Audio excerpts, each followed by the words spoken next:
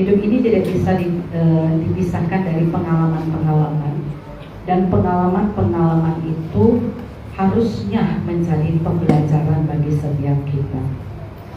Dulu waktu ulang tahun gereja tahun 2025, kita mendapat berkat, yaitu kedatangan pembicara dari Australia yang tidak kita undang dengan sengaja. Karena kalau kita undang dengan sengaja, kita akan menghabiskan uang begitu banyak, karena kita harus menanggung-jawabi tiket pesawat PP dan lain-lain. Waktu itu kita mendengarkan firman dari hamba Tuhan, suami istri dari Australia, yang adalah dosen kami dulu waktu di kampus. Saya mengenal beliau suami istri sejak di kampus, adalah hamba Tuhan yang sungguh-sungguh dan murni. Tidak gampang untuk kita masuk ke satu daerah dan kita harus mengikuti kebiasaan di daerah itu. Tapi mereka telah mendedikasikan hidup mereka. Mereka meninggalkan anak mereka yang harusnya bersama-sama dengan mereka. Saya mengingat dulu beliau pernah bilang begini. Orang bilang, katanya, lebih mudah menjadi penginjil daripada menjadi gembala. Tapi saya merasakan menjadi penginjil yang sesungguhnya itu sangat berat, karena harus berpisah dari anak-anak. Tapi firman Tuhan berkata, katanya, bahwa Tuhan akan memberikan bapak, ibu, saudara-saudari yang sangat banyak menggantikan apa yang kau tinggalkan.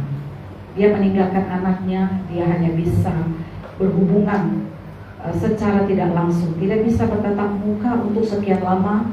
Beliau menjadi hamba Tuhan dan dosen di sekolah kami, bukan dosen abal-abal.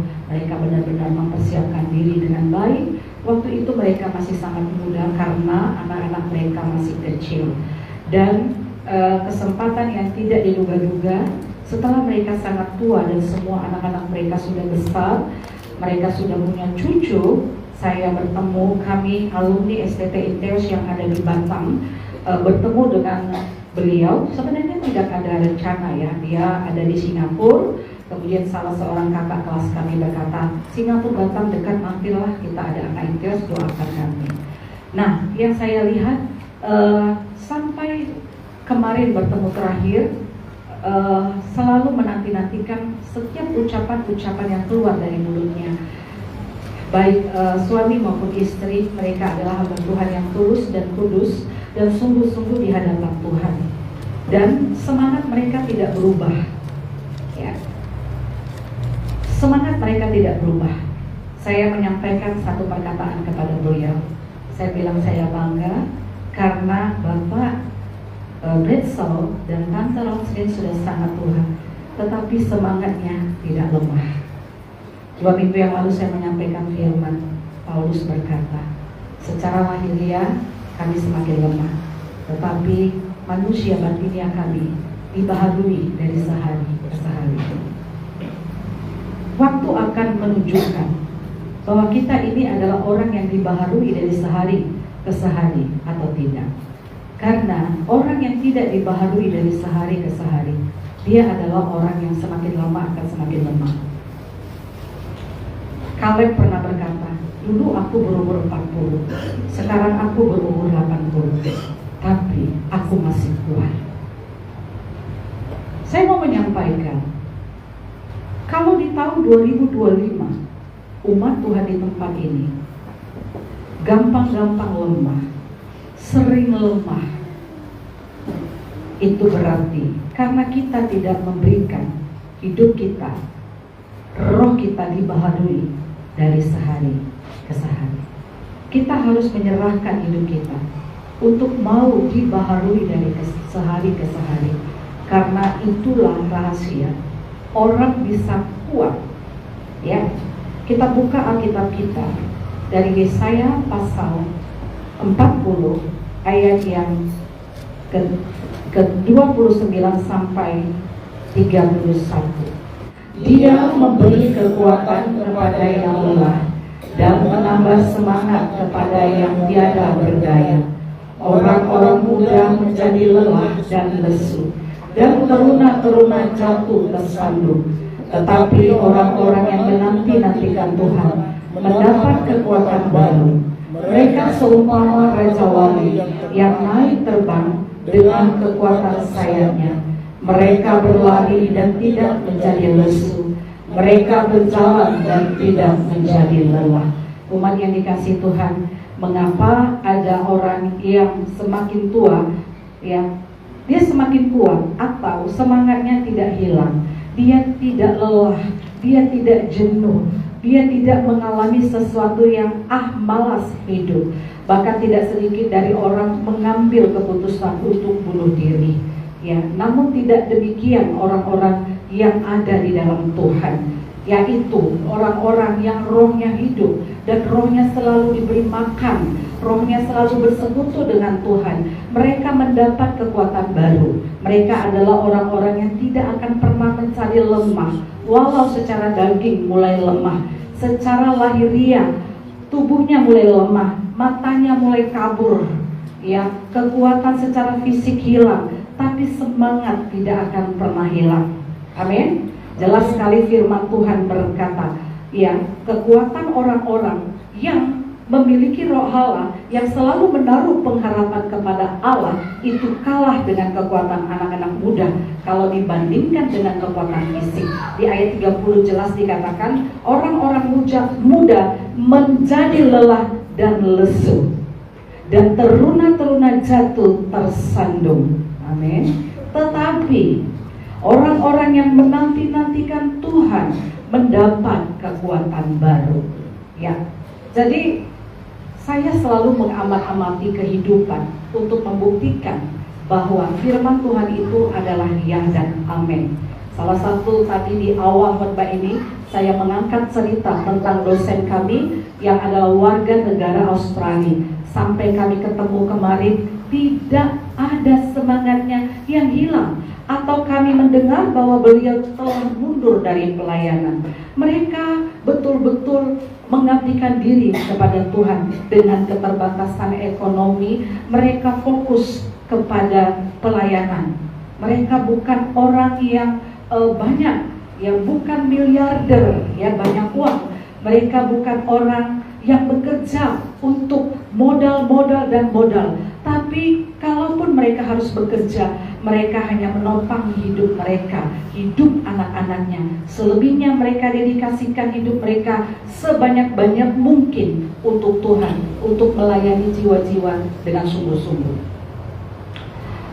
Ada nasihat-nasihat yang disampaikan dengan sangat sederhana, tapi karena itu lahir dari hati yang penuh kekuatan roh. Nasihat-nasihat mereka itu begitu tertancap di hati, ya, karena bukan sekedar kata-kata kosong, kata-kata hamba, tetapi pengalaman pribadi mereka yang dihidupkan oleh roh. Disampaikan nasihat-nasihat kepada kami para alumni yang ada di Batam pada waktu itu. Saya mengambil pelajaran yang firman Tuhan ya dan amin. Mereka selalu berjalan dengan Roh Kudus. Mereka selalu berkata, Roh menyuruh kami pergi ke sana. Ini yang sering kehilangan di tengah-tengah kehidupan orang Kristen, di tengah-tengah kehidupan pelayan-pelayan, bahkan di tengah-tengah kehidupan para teolog. Mereka mentok dan mengalami kejenuhan karena mereka tidak punya roh Tuhan. Mereka tidak punya kekuatan. Manusia itu tidak ada kekuatannya kalau bukan dari roh Allah. Manusia tidak punya kekuatan kalau bukan dari roh Allah. Kita akan menghadapi badai kehidupan yang akan menerpa kita sangat kuat. Dan tidak ada satu orang pun akan bisa berdiri kalau bukan karena kekuatan supranatural, yaitu kekuatan yang dianugerahkan dari Tuhan. Tidak ada seorang pun yang bisa berdiri dengan tetap sukacita dan penuh semangat di pelayanan kalau bukan karena roh Tuhan. Tuhan mau jemaat dan pelayan memperbarui hidupmu. Hidupkan roh, persekutuan yang dekat dengan Tuhan, berdoa, berbicara dengan Tuhan. Setiap malam biasanya saya dan Kayla selalu berdoa bersama untuk tidur, doa tidur. Dan saya melatih anak saya yang bungsu ini untuk berdoa. Jadi bukan hanya berdoa untuk mau tidur, sisipkan doa untuk keluarga, pelayanan, sekolah. Dia doakan dengan sangat sederhana, dia selalu memimpin doa. Tapi kemarin dia bilang, mama dulu pimpin doa. Oke, saya memimpin doa. Saya menyampaikan bahasa yang sangat sederhana, ya, tapi saya menangis. Karena begitu gampang sebenarnya Roh Tuhan itu menyentuh kita ketika kita membuka hati dengan tulus dan sungguh. Saya menyampaikan kalimat yang sangat sederhana. Berterima kasih, Tuhan, terima kasih. Hari ini kami baru pulang jalan-jalan sama anak-anak. Air mata keluar. Ya, sebenarnya terlalu mudah Tuhan itu menjamah dan melawat kita. Ya. Dan itu harus ada pada kita. Kita punya persekutuan yang dekat dengan Tuhan. Kita sampaikan segalanya. Ya, bahkan saya bilang sama Tuhan, Tuhan yang memanggil saya untuk pelayanan di dapur 12 adalah Tuhan, bukan jemaat. Jadi saya harus lapor ke Tuhan. Laporan Tuhan, begini, begini, begini. Dan Roh Tuhan menyentuh hati saya. Dan Tuhan berkata, ya, di dalam hati saya, aku yang memanggil kamu adalah setia, percaya untuk segala sesuatu. Aku menyertaimu sampai kesudahan zaman. Saya bilang terima kasih Tuhan. Begitu indahnya dengan Tuhan.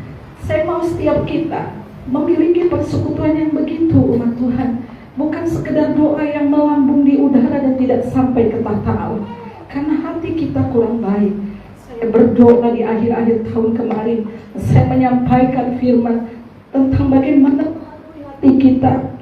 Biarkan orang menghina kita, biarkan orang mengejek kita, gak apa-apa. Biarkan orang salah paham dengan kita. Ketika kita berusaha melakukan yang terbaik, gak apa-apa. Yang penting hati kita bisa lekat dengan Tuhan. Kita bisa bersekutu dengan Tuhan. Sebenarnya hari ini saya tidak mau mengkhotbahkan ini, tapi tadi Tuhan sampaikan banyak yang lemah. Angkat firman Tuhan ini. Di sana Alkitab saya angkat ini.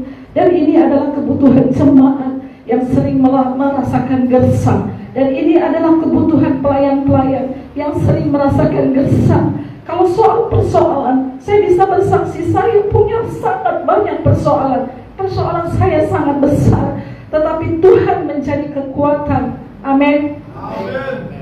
Jangan pernah lupakan Tuhan. Mengawali tahun, buat komitmen yang baru di hadapan Tuhan. Ya. Apa artinya kita hidup?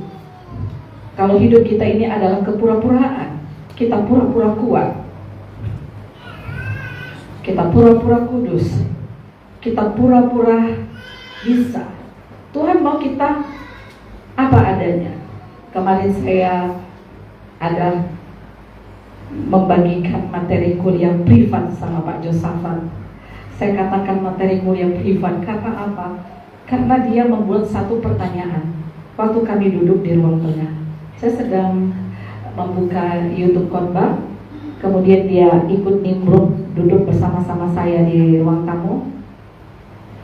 Kemudian ada pertanyaan dari Pak Josafat, dan dari pertanyaan itu saya jadi panjang kali lebar, panjang sampai 1 jam lebih barangkali, sampai kami tidak terasa dari pagi sampai siang.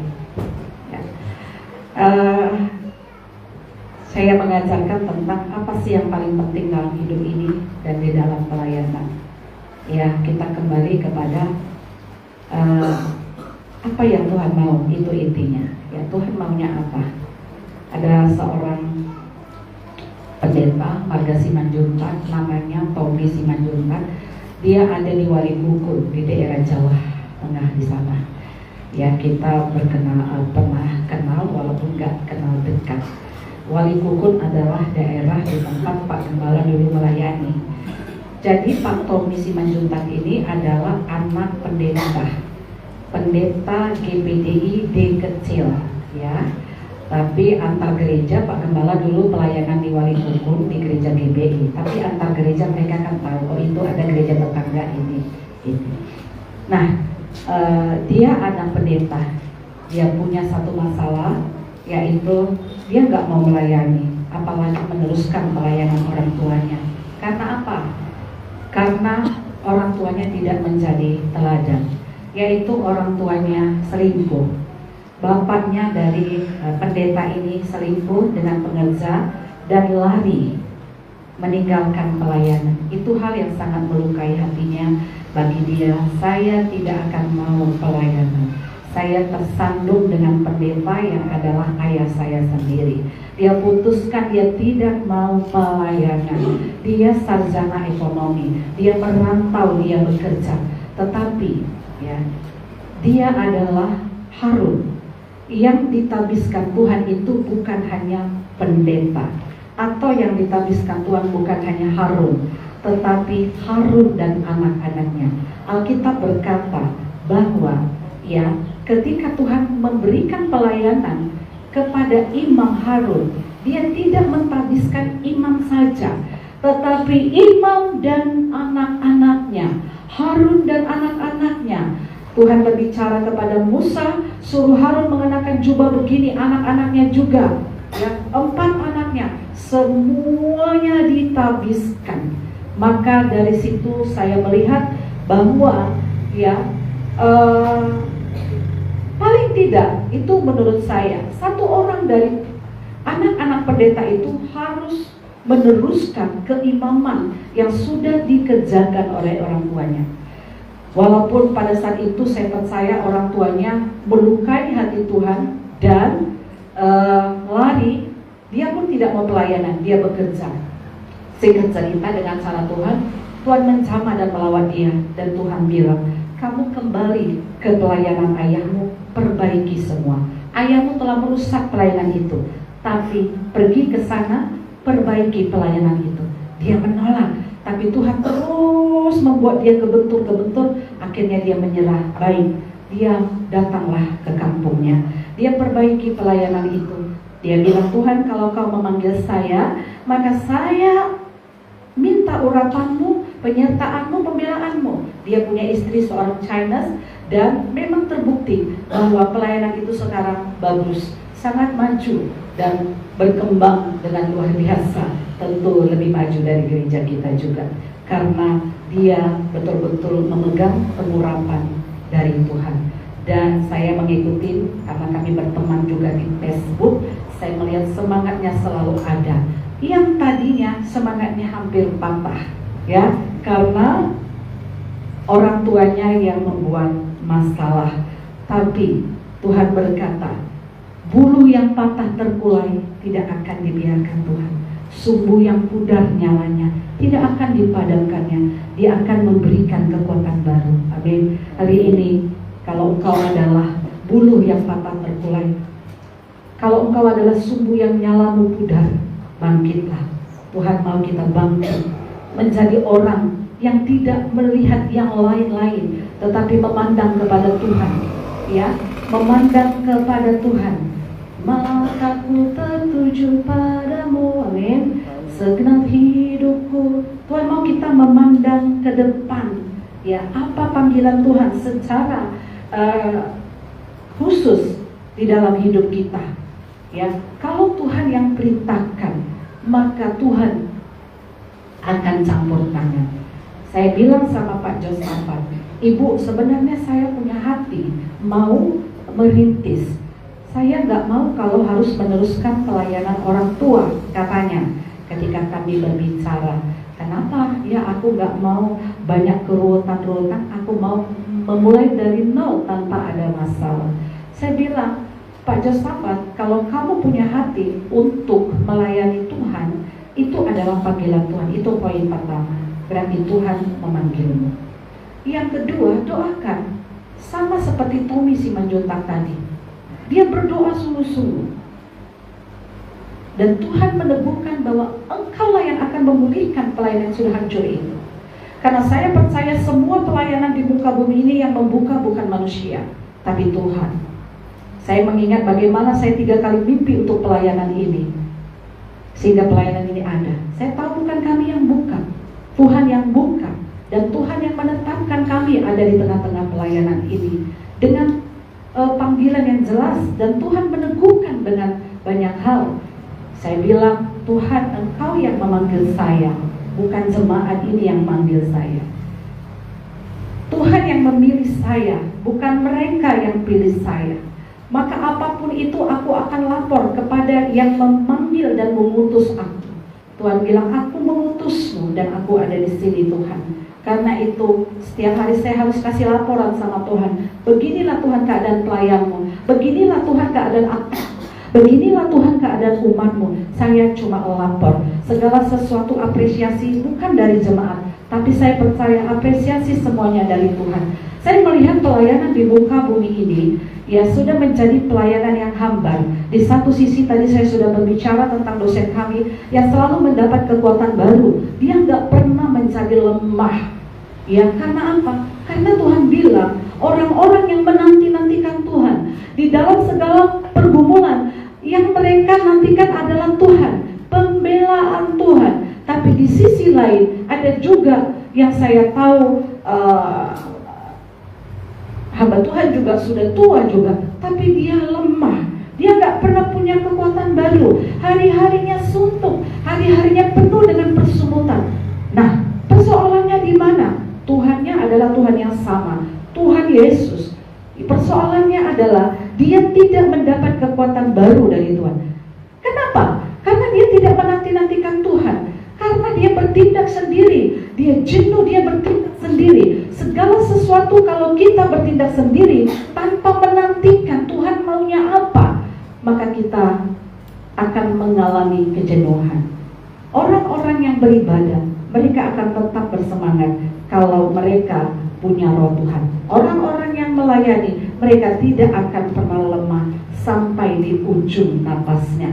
Kita lihat bagaimana Raja Daud, Tuhan memanggil dia. Memang dia dipanggil sebagai raja, tapi dia adalah raja yang punya karunia nabi. Hubungannya dengan Tuhan sangat dekat. Sejak muda dia bermain kecapi. Sejak dia miskin, dia bermain kecapi di padang dengan domba ayahnya yang 2-3 ekor itu. Dia ada di sana, ya.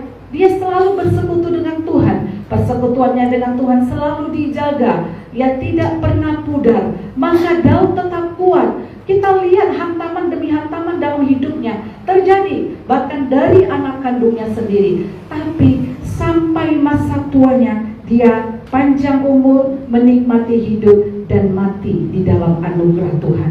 Dia diberkati Tuhan. Dia mendapat kekuatan baru. Demikian juga Ayub. Ayub mengalami masalah mulai dari dia muda sampai dia beranak cucu. Ya, ada satu hantaman persoalan, pencobaan yang dia alami dalam hidupnya. Ayub tidak menjadi lemah. Karena apa? Karena dia selalu komunikasi dengan sorga. Kalau dia nggak punya komunikasi dengan sorga, minta tolong sama sorga, teriak sama sorga, saya percaya dia akan lemah dan dia akan tinggalkan Tuhan sesuai dengan godaan istrinya. Ngapain lagi kau menyembah Tuhanmu? Tinggalkanlah Tuhanmu itu. Tapi dia bilang sama istrinya, engkau berbicara seperti perempuan gila. Amin. Ini bukan kekuatan yang normal, umat Tuhan. Ini kekuatan supranatural yang tidak akan ada orang bisa berdiri dalam posisi Ayub kalau Tuhan tidak memberikan kekuatan kepadanya. Amin. Amin. Tidak ada. Yusuf juga sejak muda, sejak dia di rumah bapaknya, dia punya persekutuan yang baik dengan Tuhan. Apakah orang yang punya persekutuan yang baik dengan Tuhan tidak ada masalah? Tuhan tidak pernah berjanji seperti itu. Tuhan tidak pernah berjanji tidak ada badai, tidak ada hujan dalam kehidupan ini. Tapi yang Tuhan janjikan adalah penyertaan dan kekuatan Tuhan. Yusuf mengalami masalah mulai dari keluarganya.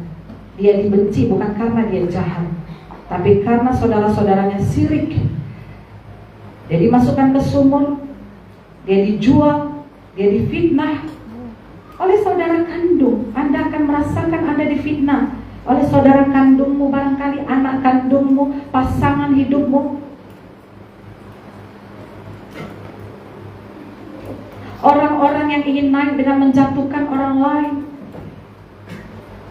Itu bisa saja terjadi terjadi dalam hidup ini. Tapi Yusuf kenapa dia tidak lemah? Dia gak punya teman loh. Dia gak ada teman. Di rumah bapaknya dia sendiri melawan berapa abang-abangnya. Sampai di rumah Potifar dia difitnah. Di kerajaan Mesir, apa? Ada teman persekutuannya. Dia gak ada teman. Dia bahkan masuk dalam budaya baru yang dia mungkin shock. Tidak ada orang merantau ke satu daerah yang budayanya berbeda dengan kita dan kita merasa tidak ada masalah. Kita pasti merasakan shock culture. Saya aja merantau di Jawa, saya orang Batak. Tiba-tiba saya masuk dalam budaya Jawa dan harus tinggal di sana bertahun-tahun. Saya sempat shock itu dalam segala hal. Apalagi ini luar negeri. Dari negeri ayahnya dia dijual, dia sampai ke Mesir. Coba kita selidiki Alkitab. Pernahkah Yusuf lemah? Selidiki Alkitab. Pernahkah Yusuf tidak punya masalah? Di mana-mana dia hadap, dia selalu diperhadapkan dengan fitnah dan fitnah. Banyak masalah. Kenapa dia bisa kuat? Karena Tuhan menyertai dia. Kenapa Tuhan menyertai dia? Karena dia mengundang Tuhan terus menyertai dia. Dia menjaga hidupnya supaya tidak melukai hati Tuhan, sehingga dia bisa kuat. Orang-orang yang menjaga hidupnya sedemikian rupa saja tidak terlepas dari pergumulan-pergumulan. Apalagi kita yang tidak pernah, seandainya ada di antara kita yang tidak pernah menjaga hidupnya, yang tabrak aja firman Tuhan semuanya. Apakah kita pikir kita tidak ada masalah? Masalah kita pasti lebih parah lagi karena tidak ada Tuhan di sana. Kalau orang menderita karena kesalahannya, tidak ada Tuhan di sana sampai kau memanggil Tuhan. Tapi kalau kita menderita bukan karena kesalahan kita, ada Tuhan di sana. Itu yang dialami oleh Yusuf. Ada Tuhan di saat dia difitnah oleh istri Potifar. Ada Tuhan di saat dia difitnah oleh saudara-saudaranya. Ada Tuhan saat dia ada di dalam penjara. Dan pada waktunya Tuhan, orang-orang yang menunjukkan kesetiaannya untuk terus hidup di dalam jalan Tuhan, Tuhan akan membela. Dia akan tetap berdiri. Mazmur Daud berkata, walau 1000 rebah di sisiku, kau tetaplah Allah penolongku. Walau 10.000 rebah di kananku, takkan ku goyah, sebab Yesus sertaku. Itu nyanyian yang diambil dari ayat Alkitab. Pemazmur Daud menyanyikan itu sebagai kesaksian bahwa dihantam banyak persoalan, dia bisa tetap berdiri karena Tuhan. Ada orang telah menjual gereja karena mereka tidak tahan. Ya, ada di Batam ini saya tahu. Dan kita membutuhkan kekuatan dari Tuhan. Kita membutuhkan penyertaan dari Tuhan. Ada saat-saat di mana kita nggak bisa lagi berpikir. Ke depan nggak ada jalan, di belakang nggak ada jalan, kiri kanan nggak ada jalan. Teriak sama Tuhan, pintu surga selalu terbuka, ada jalan buat kita. Dan Tuhan adalah Tuhan pembuat mujizat. Mulai dari mujizat kemampuan melewati seluruh persoalan, mujizat untuk kuat dan bisa tetap tersenyum di tengah badai. Amin. Apa yang umat Tuhan alami? Kalau kau adalah tipe orang yang patah, terkulai sayap, dan sumbumu itu sumbu, lampumu, lilinmu itu sudah pudar, hampir-hampir mati. Tuhan berkata, marilah kepadaku semua yang letih lesu, aku akan memberikan kelegaan kepadamu. Saya berdiri di tempat ini dan Tuhan menyuruh saya menyampaikan ini dengan sungguh-sungguh. Tadi saya bilang, saya nggak bawa agenda, karena di agenda saya tidak menyiapkan itu. Tapi Tuhan berkata, umatku lemah, pelayan-pelayanku lemah, gesang. Berikan firman Tuhan supaya mereka belajar mendapatkan kekuatan dari Tuhan, kekuatan yang luar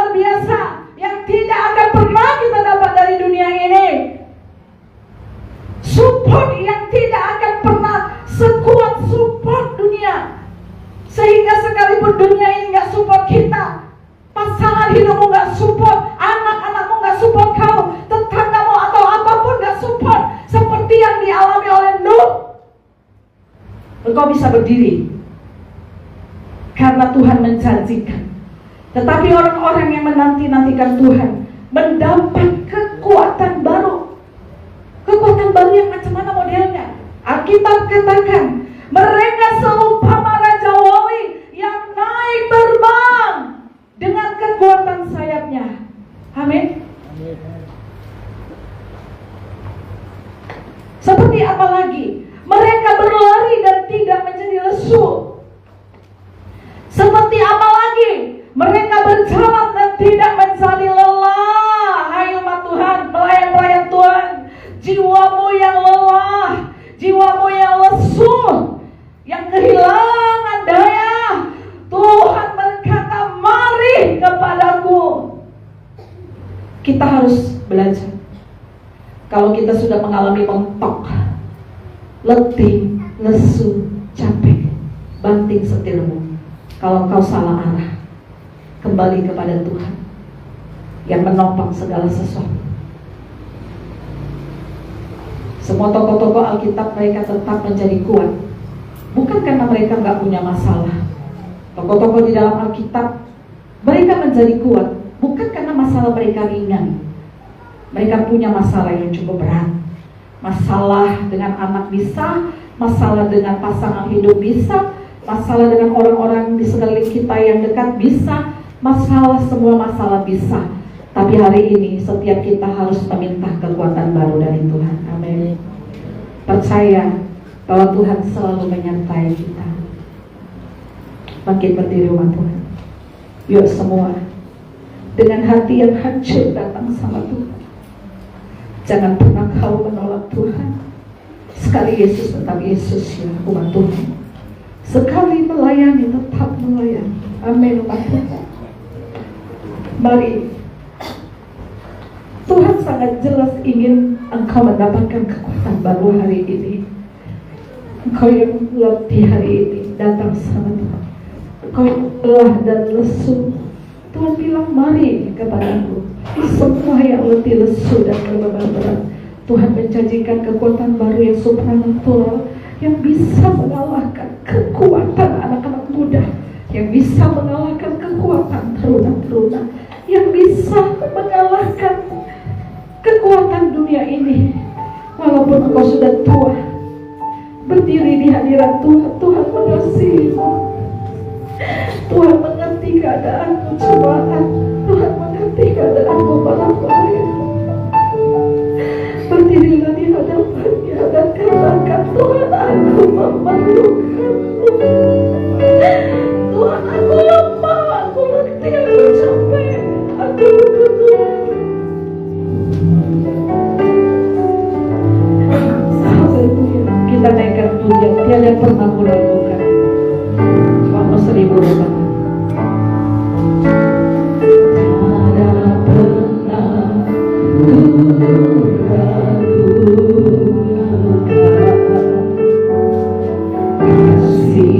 Setiamu ya Tuhan,